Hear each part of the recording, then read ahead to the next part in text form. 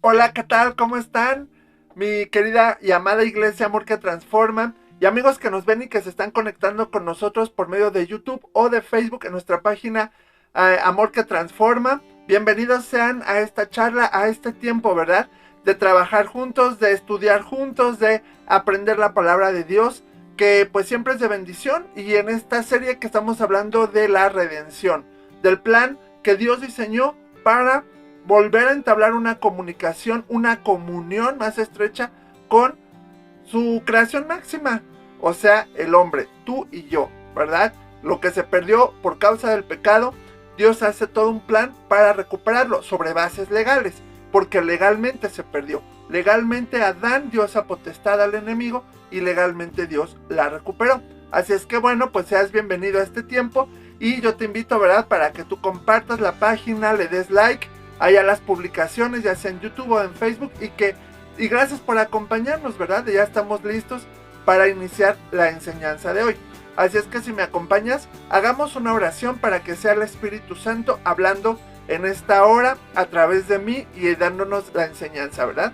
Vamos a orar. Padre, gracias te damos por este tiempo, bendecimos tu nombre una vez más y te glorificamos, Dios. Gracias porque esto se trata de ti, tú eres tan bueno. Gracias por tu amada iglesia y los amigos que nos ven. Habla a sus corazones, levántales, bendíceles, afírmales en ti, Dios, y que este tiempo sea de gran edificación, que podamos aprender mucho de ti y que esta palabra sea revelada a cada corazón. Ponemos este tiempo en tus manos y te damos gracias en el nombre de Jesús. Amén. Y bueno, pues como ya estábamos viendo desde la semana anterior, respecto a la encarnación, ¿verdad? Lo importante que era para Dios, pues vamos a ponerlo así. Ya vimos que como el hombre pecó, ¿verdad? Fue separado de Dios, pero todos los hombres que nacimos después de Adán y Eva, pues teníamos esta naturaleza de pecado. Es una herencia que Adán nos dio, ¿verdad? Pero, pues entonces, para que hubiera un mediador entre el hombre y Dios, un redentor, era necesario que tuviera la misma naturaleza que tenía Adán antes de pecar, que era la naturaleza de Dios, la naturaleza divina, y la condición humana, ¿verdad? Entonces, pues para esto Dios mismo tenía que hacerse hombre y bajar a la tierra, estar aquí entre nosotros y poder pagar esta deuda. Acuérdate que la paga del pecado es muerte y entonces alguien tenía que pagar la deuda, que en el Antiguo Testamento, en el pueblo de Israel, pues era un corderito, ¿verdad? Sin mancha, el que pagaba la deuda por el que pecaba. Ahora, pues el Redentor iba a hacerlo de una vez por todas, para siempre, por toda la humanidad, ¿ok? Entonces, pues para esto era necesaria la encarnación, que Dios se hiciera hombre, que Dios cubriera ese requisito en los dos aspectos, ¿verdad? Mira, el plan del Padre Celestial para recuperar su comunión con la humanidad implicaba la creación de un ser que tuviera las dos naturalezas, tanto la condición de hombre como la esencia de Dios. De esta forma reuniría los requisitos necesarios para poder llevar a cabo la redención. Solo así podía pagar la deuda sin que el enemigo tuviera la potestad de ejercer la autoridad sobre él. Que esto era lo importante, que no tuviera el enemigo autoridad sobre él, porque pues antes el enemigo no tenía autoridad sobre Adán, hasta que Adán peca, entonces legalmente le da esa autoridad al enemigo. Por eso el diablo es el príncipe de este mundo, por eso la naturaleza de pecado, que está más enfocada a hacer lo malo que lo bueno, y todos estos aspectos que pues ya hemos estado estudiando en las lecciones anteriores, pero pues que nos van llevando para que podamos entender por qué entonces el Redentor tenía que tener características bien específicas, esenciales, para poder pagar, para poder cubrir este requisito de ser el Redentor. Entonces ahorita vamos a continuar hablando de la encarnación, ¿verdad? Esta segunda parte y lo que implicaba y pues ahora ya específicamente hablando de Cristo. Cristo como Dios encarnado, Dios hecho hombre, ¿ok? Entonces, pero para esto primero vamos a hablar de la preexistencia de Cristo. Cristo ya existía antes de venir al mundo y vamos a entenderlo por qué. Mira, la encarnación, o sea, Dios hecho hombre, presupone que Jesús, o sea, el ser encarnado, tuvo una existencia previa. diferente a la identidad de hombre que iba a adoptar en su venida a la tierra.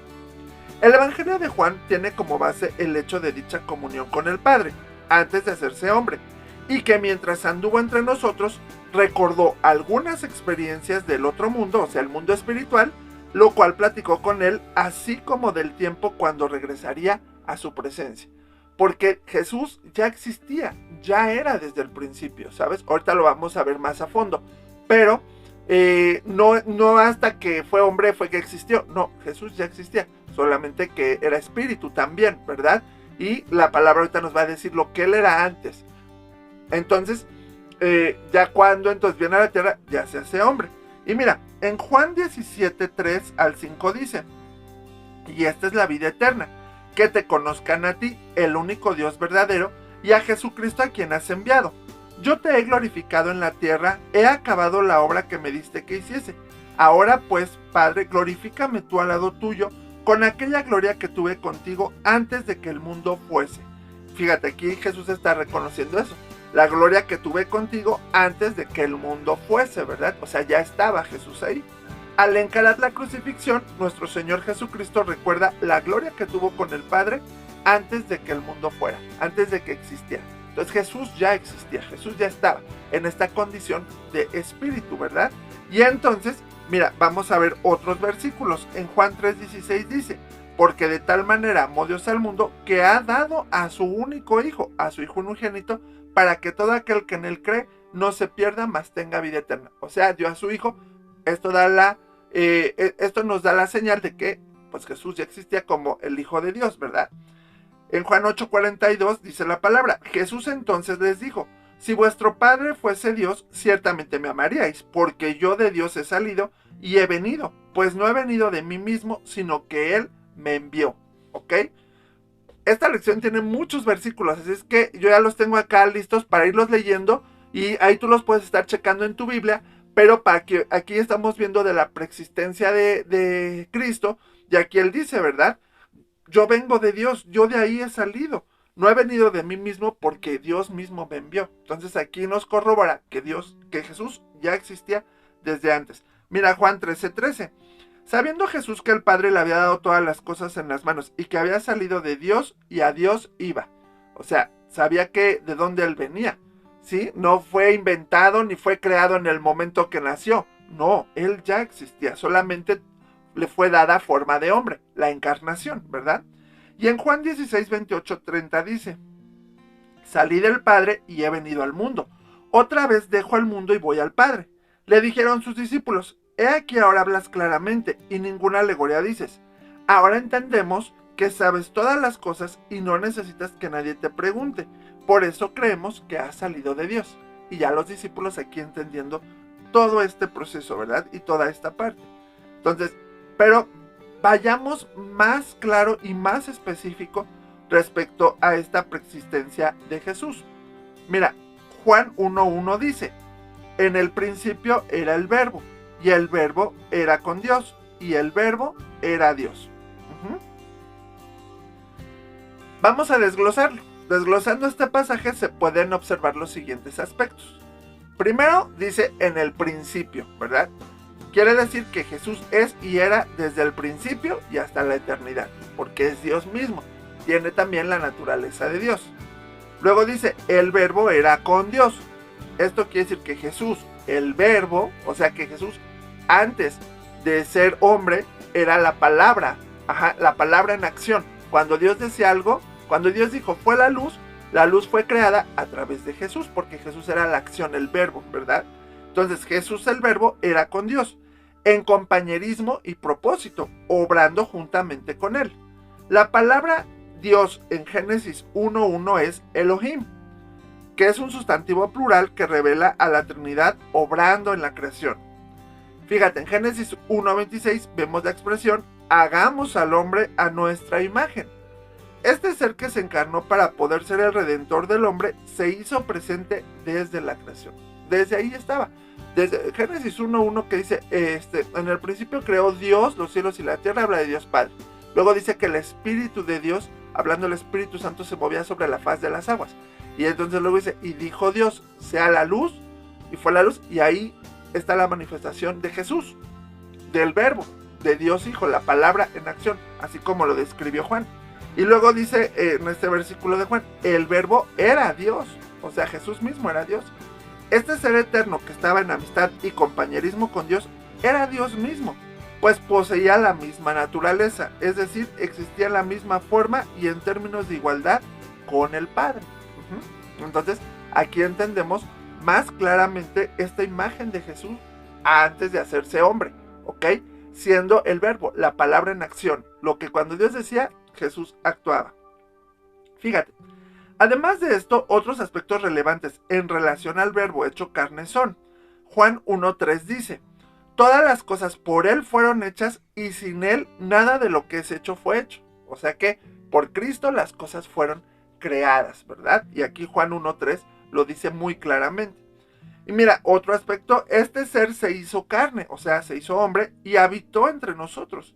Se hizo humano, fue de tal manera hombre como si nunca hubiera sido ninguna otra cosa. No obstante, nunca dejó de ser lo que había sido. Hizo su hogar entre nosotros y vimos la gloria de Dios, ya que era la imagen del Dios invisible. Colosenses 1:15 dice, Él es la imagen del Dios invisible, el primogénito de toda creación. O sea, hoy en día, pues no conocemos a Dios, porque Dios es espíritu, ¿verdad? Nadie ha podido estar frente de Él. Lo más fue Moisés que pudo ver sus espaldas, porque le dijo Dios, si me ves de frente te mueres, por nuestra condición de pecado. Entonces, pero la imagen de Dios que tenemos como ser humano es Jesús. Él es la única, por el momento, ¿verdad? Ya lo veremos cara a cara y ya estaremos en su presencia por siempre. Entonces Jesús se hizo carne y habitó entre nosotros como hombre, igual como tú y como yo, con los mismos sueños, anhelos, con las mismas cosas, ¿verdad? Igual él sudaba, igual reía, igual lloraba, igual comía, igual iba al baño, igual que tú y que yo. Entonces, su gloria habitó entre nosotros, dándonos la imagen del Dios invisible. Mira, desde el momento en que entró la muerte espiritual al mundo hasta su nacimiento, o sea, el nacimiento de Jesús, la mano de Dios obraba con miras a la encarnación. Y repetidamente se habló en el Antiguo Testamento de la venida de Cristo, su ministerio, su muerte y su resurrección. Y mira que a veces nosotros nos desesperamos porque las cosas no suceden en el momento, pero aquí podemos entender claramente que Dios es un Dios de procesos. En Él está la eternidad, en Él no hay tiempos. Él hubiéramos pensado que todo lo hubiera hecho de un momento a otro y hubiera redimido al hombre al día siguiente que Adán pecó. Pero mira, pasó todavía un tiempo, un proceso, un espacio. Y aún en el Antiguo Testamento, pues toda la Biblia refleja la imagen de Jesús. Y en el Antiguo Testamento hay muchos pasajes que hablan de todo esto. Y mira, los vamos a ir viendo rápidamente. Aquí hay muchos versículos, pero quiero que los leamos para que podamos tener claro cómo todo esto va en concordancia con el Nuevo Testamento. O sea, la Biblia no se contradice. Y las profecías en el Antiguo Testamento y la palabra que se habló de Jesús, pues se cumplió. Todo lo que se dijo de Jesús en el Antiguo Testamento se cumplió. Así es que vamos a ir checando. Ya tengo yo algunos acá listos, pero tú los puedes checar en tu Biblia. Yo te los voy a ir leyendo y para que estemos, nada más entendamos. Y a lo mejor le vamos a encontrar más sentido a muchos versículos que hablaban de Jesús ya desde el Antiguo Testamento. Mira, aquí del nacimiento podemos ver en Isaías 7, 13 y 14 dice, dijo entonces Isaías, oíd ahora casa de David, ¿os es poco el ser molestos a los hombres, sino que también lo seáis a mi Dios? Por tanto el Señor mismo os dará una señal, he aquí que la Virgen concebirá y dará a luz un hijo. Aquí lo vemos en Isaías, él profetizando, y en Lucas 1, 35 al 36 ya vemos el cumplimiento. Respondiendo el ángel le dijo, el Espíritu Santo vendrá sobre ti, y el poder del Altísimo te cubrirá con su sombra. Esto diciéndoselo a María. Por lo cual también el santo ser que nacerá será llamado Hijo de Dios.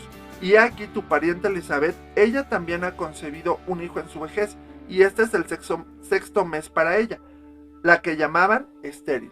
Entonces vemos cómo Lucas pues ya está relatando lo que Isaías estaba profetizando, hablando del nacimiento de Jesús. Y de hecho Isaías habla en otros pasajes del nacimiento de Jesús. ¿Sabes? En Isaías 9:6 me parece también, o 6:9, ahí ya se me fue, pero ahí también habla de que un niño nos es nacido y describe lo que iba a hacer Jesús, ¿verdad?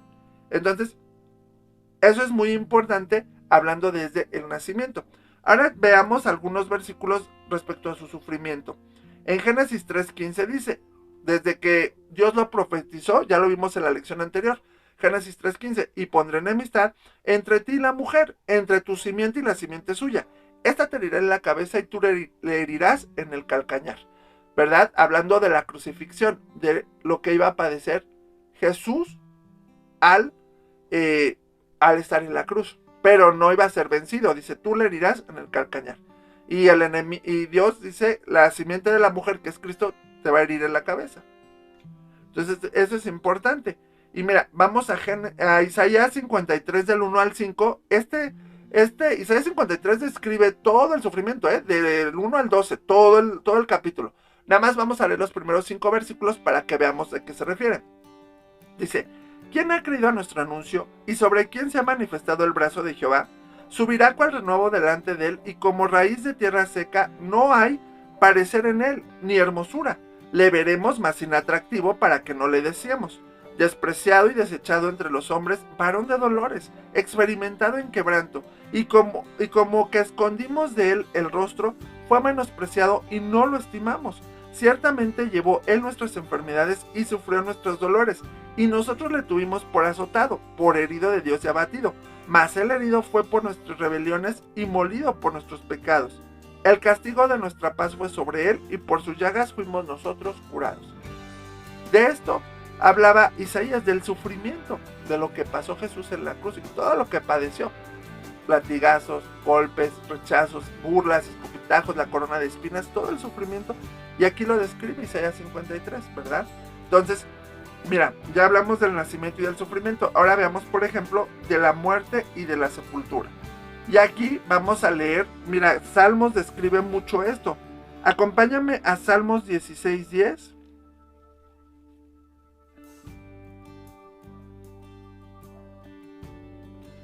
Salmos 16:10 dice,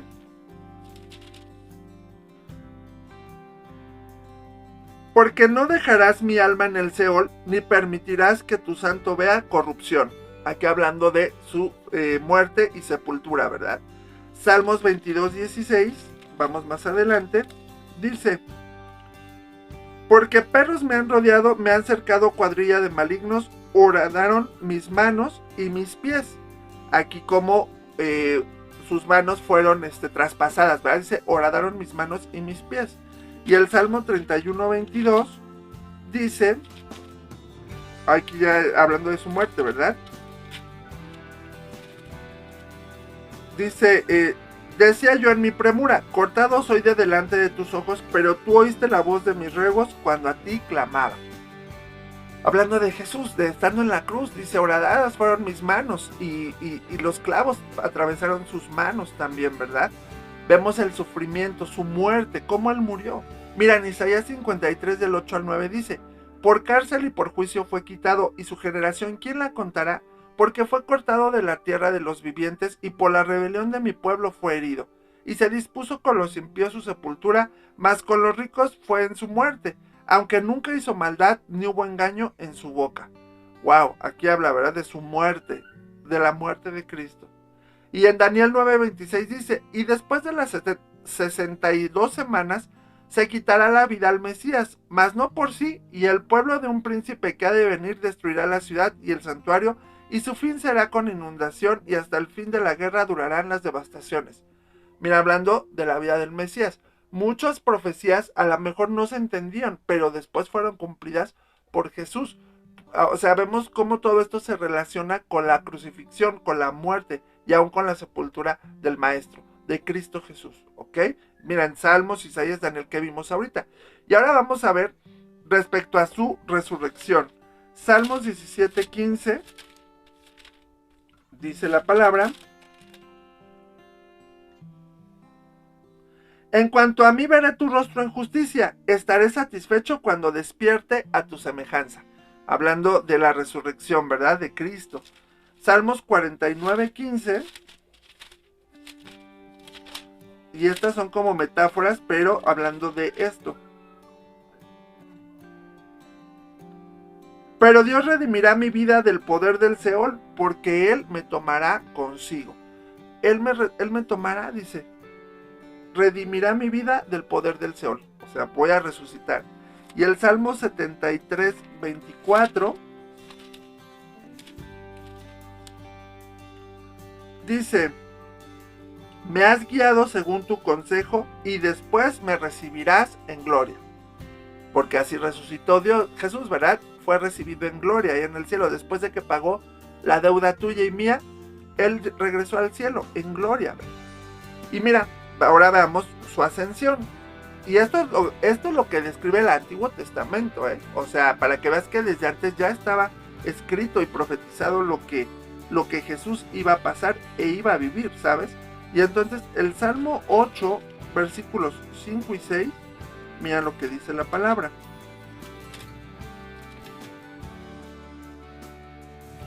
Le has hecho poco menor que los ángeles y lo coronaste de gloria y de honra. Le hiciste señorear sobre las obras de tus manos, todo lo pusiste por debajo de sus pies, ¿verdad? El gobierno que Dios le iba a dar, en este caso a Cristo, ¿verdad?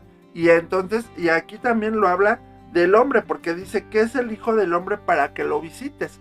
Y entonces, pues Jesús decía, el Hijo del Hombre, refiriéndose a él, no vino para acá, y entonces hablando todo esto, y aquí dice eso, le has coronado de gloria. O sea, porque él iba a regresar al Padre para ser coronado como ese Rey de gloria. Ahorita está preparando morada para la novia, ¿verdad? El novio está preparando morada para la novia, para cuando ya esté listo, viene por la novia, por nosotros, y nos vamos con él.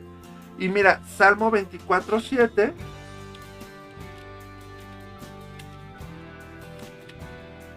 dice la palabra: alzado puertas vuestras cabezas y alzaos vosotras puertas eternas, y entrará el Rey de gloria. El Rey de gloria que viene de los cielos, aquí dice, entrará el Rey de gloria, ¿verdad? En el poder, pues del cielo va a venir por su iglesia, ¿verdad? Y después va a regresar el cielo con la novia para esa boda, con las bodas del Cordero, que ya estamos listos, ¿verdad? Para estar con él. Y mira, el Salmo 47, 5 dice: subió Dios con júbilo, Jehová con sonido de trompeta. Como Jesús vuelve al cielo. Acuérdate que después de resucitado, Jesús volvió al cielo. Ahorita él está ahí intercediendo por nosotros y preparando morada para la novia. Entonces, aquí ya los salmos hablaban de esto, ¿verdad? Ya lo dejaban ver, ya empezaban a darnos una pista de lo que iba a pasar más adelante. Y bueno, también podemos ver los triunfos futuros. Isaías 40 y 10 dice: he aquí que Jehová el Señor vendrá con poder y su brazo señoreará. He aquí que su recompensa viene con él y su paga delante de su rostro. Wow, o sea, aquí ya venía el poder de Cristo, ¿verdad? El triunfo. Lo que va a hacer después. Esto es lo que viene ya después, su triunfo. Daniel 2:44 dice: y en los días de estos reyes el Dios del cielo levantará un reino que no será jamás destruido, ni será el reino dejado a otro pueblo. Desmenuzará y consumirá estos reinos, pero él permanecerá para siempre. El reino de Cristo, el reino de justicia, que vendrá sobre todos los reinos. Y que dice la Biblia que entonces nosotros, los que quedaron de la gran tribulación después de las bodas del Cordero, regresaremos a reinar con Cristo sobre esto, en un nuevo reino, ¿verdad? Daniel 7:13 dice: miraba yo en la visión de la noche, y aquí con las nubes del cielo veía como un hijo de hombre que vino hasta el anciano de días, y le hicieron acercarse delante de él. Lo que va a pasar ya cuando estemos allá, ¿verdad? Después de que pase todo esto, pues vamos a ver a Cristo en gran gloria, después de la gran tribulación, después de todo este aspecto rudo, pues viene el poder de Cristo, el triunfo y la victoria. Oseas 3:5 dice: después volverán los hijos de Israel y buscarán a Jehová su Dios y a David su rey, y temerán a Jehová y su bondad en el fin de los días. ¡Wow! Aquí vemos entonces cómo habla del poder de la victoria de Cristo. Y mira, Miqueas 4 del 1 al 7. Acontecerá en los postreros tiempos que el monte de la casa de Jehová será establecido por cabecera de montes y más alto que los collados, y correrán a los pueblos. Vendrán muchas naciones y dirán: venid y subamos al monte de Jehová y a la casa de Dios de Jacob, y nos enseñará en sus caminos y andaremos por sus veredas, porque de Sión saldrá la ley y de Jerusalén la palabra de Jehová.